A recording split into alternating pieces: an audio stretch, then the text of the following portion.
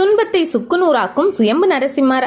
தற்போதைய காஞ்சிபுரம், திருவள்ளூர், செங்கற்பட்டு மாவட்டங்கள் இணைந்த பகுதியானது முற்காலத்தில் தொண்டை மண்டலம் என்று அழைக்கப்பட்டது. தொண்டை மண்டலத்தில் இடையன்காடு என்ற ஒரு சிற்றூரில் இளைஞன் ஒருவன் ஆடு மாடுகளை மேய்த்து வந்தான். அவ்வப்போது மரத்தடியில் அமர்ந்து தியானிப்பது அவனுடைய வழக்கமாக இருந்தது. ஒரு சமயம் அந்த இளைஞனுக்கு நரசிம்மரை தரிசிக்க வேண்டும் என்ற எண்ணம் எழ பெரியோர்களிடம் அதற்கான வழியை கேட்டான்.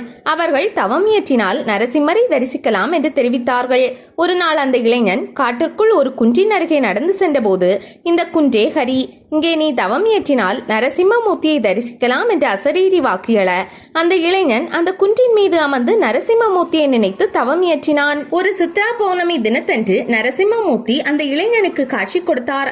அப்போது அந்த இளைஞன் நரசிம்மரிடம், தாங்கள் இங்கேயே எழுந்தருளி பக்தர்களுக்கு அருள்பாலிக்க வேண்டும், பக்தர்களின் இடர்களை நீக்கி அருள வேண்டும் என்ற வேண்டுதலை சமர்ப்பிக்க நரசிம்மரும் அந்த மலைக்குன்றில் சுயம்புமூர்த்தியாக எழுந்தருளினார்.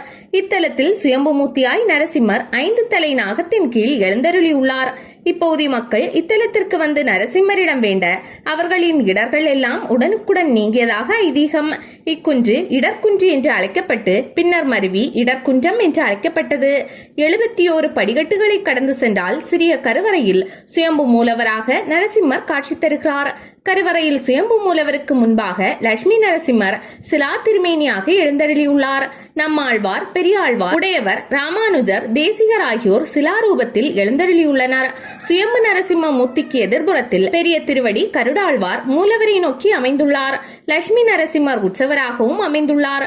சுயம்பு நரசிம்மருக்கு அருகில் சித்தர் இடைக்காடர் காட்சி தருகிறார். மலைப்பாதையில் வழியில் சிறிய திருவடி அனுமனுக்கு ஒரு சன்னதி அமைந்துள்ளது. பிரதி சனிக்கிழமைகளில் அனுமனுக்கு வளைமாலை சமர்ப்பித்து விசேஷ வழிபாடு நடைபெறுகிறது. நரசிம்ம ஜெயந்தி, அனுமன் ஜெயந்தி, வைகுண்ட ஏகாதசி, சித்ரா பௌர்ணமி ஆகிய தினங்களில் இத்தலத்தில் சிறப்பு பூஜைகள் நடைபெறுகின்றன. மேலும் பிரதி சனிக்கிழமைகளிலும் சுவாதி நட்சத்திரத்தன்றும் சிறப்பு வழிபாடுகள் நடைபெறுகின்றன. திருப்போரூர் செங்கற்பட்டு வழித்தடத்தில் கொட்டமேடு சந்திப்பிலிருந்து 3 கிலோமீட்டர் தொலைவில் இடர்குன்றம் அமைந்துள்ளது.